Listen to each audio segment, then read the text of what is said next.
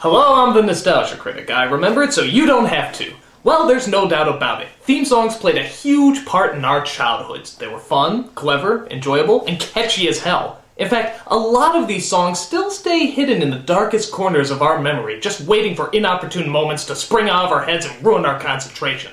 So, that's why today, I'm paying tribute to the top 11 best nostalgic songs ever. Why top 11? Because I like to go one step beyond. So, sit back and enjoy the top 11 catchiest nostalgic theme songs.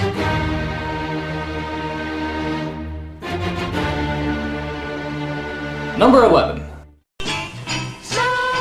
For many of us, Sesame Street was the first show we ever saw, and it only figures that the theme song would be as irritatingly catchy as the lessons it teaches us. My only problem with this song is that they never do tell you how to get to Sesame Street. I mean, where the hell is it? Is it in Brooklyn? Chicago? New York? How do you get to this damn place? Wherever the hell it is, it made for a really great song, and the perfect beginning for our countdown. Number 10. God, I hate this song. I think most people do, but it doesn't matter. Once you hear that obnoxious synthesizer in the opening, you're gonna be humming this crap for the rest of your life. What is that thing anyhow? Dude, if every book played this song when I opened it up, I would never read again. Still, you can't fault the song for being so damn catchy, or the fact that it was the only show that actually made us want to read books. With that said, Reading Rainbow is the perfect placement for the number 10 spot. Number 9. This character was so popular that she actually got 2 hit shows with 2 hit theme songs. One was a game show where the entire theme song was played a cappella. Carmen San Diego. And the other was a cartoon show with a full-fledged choir singing all the way through.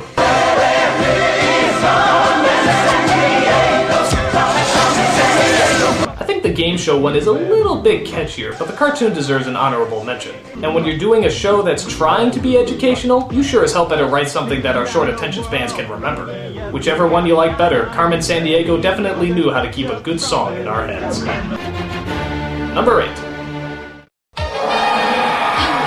Fuck yeah! Not only did this show have a great song, but it also had a kick-ass opening as well. I mean, look at that animation. How can you not be hyped after watching this opening? With the rock guitar, female singers, and fast-paced beat, Thundercats had us all ready for action. In fact, maybe it did it a little too well. I mean, as soon as the show started, the characters never moved like in the opening. I mean, look at this. They're barely moving a muscle. Do something! Nah, well, with that said, the opening song did a great job of hyping us up. So good that we didn't even care if the opening was better than the show half the time. Mixing great animation and great tunes, Thundercats is easily the perfect combo. Number 7. Alright, as much as I hate this show, I have to admit I really do love this theme song. It was the only thing I ever looked forward to whenever this show came on. And when the song ended, so did my tolerance for the show. But let's face it, it's a cool song, with its fast pace, kick-ass guitar, and lyrics that are pretty easy to remember. Hate the show, love the song, but hey, that's Mighty Morphin Power Rangers for you. Number 6. Ah yes, you can't think All-American without thinking G.I. Joe, and their song was the keen essential American theme. It was big, triumphant, and one of the few theme songs that actually had counterpoint melodies, which means you always needed another kid to help you sing it. This is back in the day when the worst terrorist we had to deal with was Cobra. God, I miss Cobra. When he threatened us, it was funny. When the real terrorists threatened us, it's just creepy. But when we heard that victorious theme, we all knew we'd be okay. Why? Because G.I. Joe is there! G.I. Joe! G.I. Joe, a real American theme song. Number 5. Another song that practically seemed all-American was Transformers. True, the guitar was great, the theme was memorable, and the animation was cool, but by far the best part was hearing that robotic voice say, Jesus, I could hear that all day. Oh, and don't think we weren't pissed when the song wasn't in the recent live-action movie. I saw people actually wait until the end of the credits to hear the song. What'd we get? Nothing. The fucking sequel better have the song. In fact, you could probably use that for good marketing. You could actually call the film Transformers 2, yes, this one actually has the theme song. I guarantee ticket sales would go through the roof. Why? Because this song is that fucking good. Transformers, it's more than meets the ear. Number 4.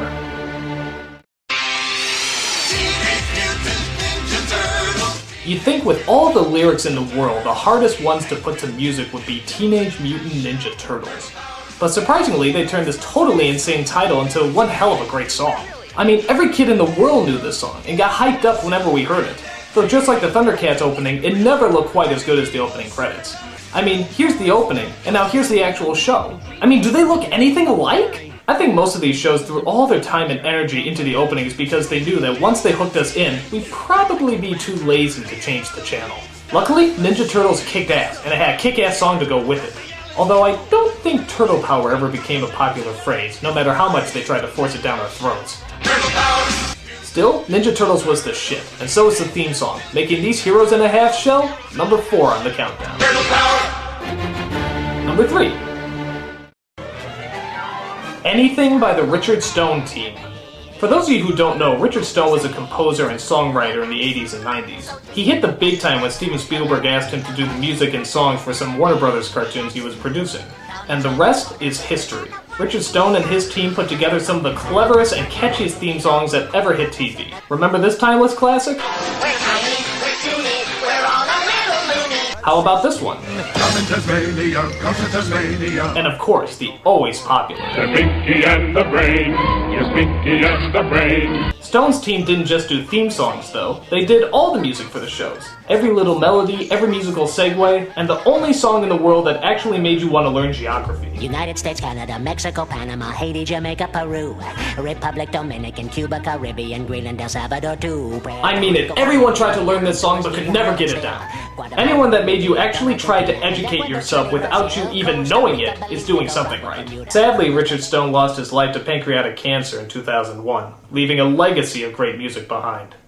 Luckily, he is survived by these incredible tunes. With great music, fantastic lyrics, and ingenious writing, Richard Stone's team is more than eligible for the number 3 spot. And now our song is done. Number 2. Talk about a song short on lyrics. The Inspector Gadget song has a total of 5 words in the entire thing. Inspector, Gadget, Go, and Woohoo. And yet they still managed to make this one of the catchiest songs that children ever heard. So how can a song with almost no lyrics stay fresh in our heads for so long? I don't know. It just does. While the opening credits are great, it's the closing credits I always look forward to. Because that's where you hear Dr. Claus say, I'll get you next time, Gadget. Next time. and not forgetting.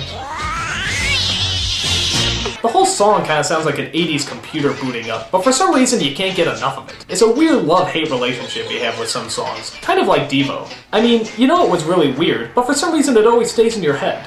Why? For whatever reason, Inspector Gadget isn't leaving us anytime soon, and if you manage to forget about this song right after you hear it, consider yourself dehumanized. And the number 1 catchiest nostalgic theme song is... God damn this song. From the minute you hear it, it is never gonna leave your head. This song tormented so many children I can't even explain. You think you're trying to answer the questions on your math test, but nope, all you're thinking about is... You think you're playing basketball with your teammates, but nope, all you're thinking about is... You think you're about to achieve enlightenment. The pearly gates of knowledge are opening up, and all the secrets of the universe are about to be revealed. But no! All you're thinking about is... It will never leave, it will never leave. It's like an addiction. You think you're over it. You think, I only know a few lyrics of the song. What is it? Life is like a hurricane here in Duckburg. Race cars, lasers, airplanes, it's a Duckblurg. Might solve a mystery or rewrite history. DuckTales woohoo. Every day that I've been making DuckTales woohoo. Tales so daring you can do DuckTales.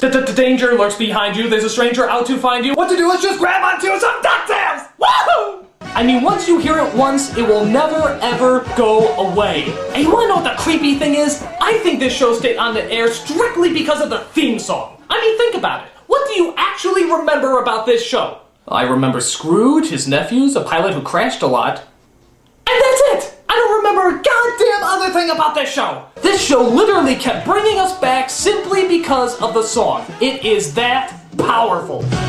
So now that you've heard the catchiest nostalgic song of all time, tell the people, warn them, don't let them hear the song, because once it gets into your head, it buries its way into your brain, festering until it blooms into a gigantic ball of human waste that'll eat you alive! Warn the people! Warn the people!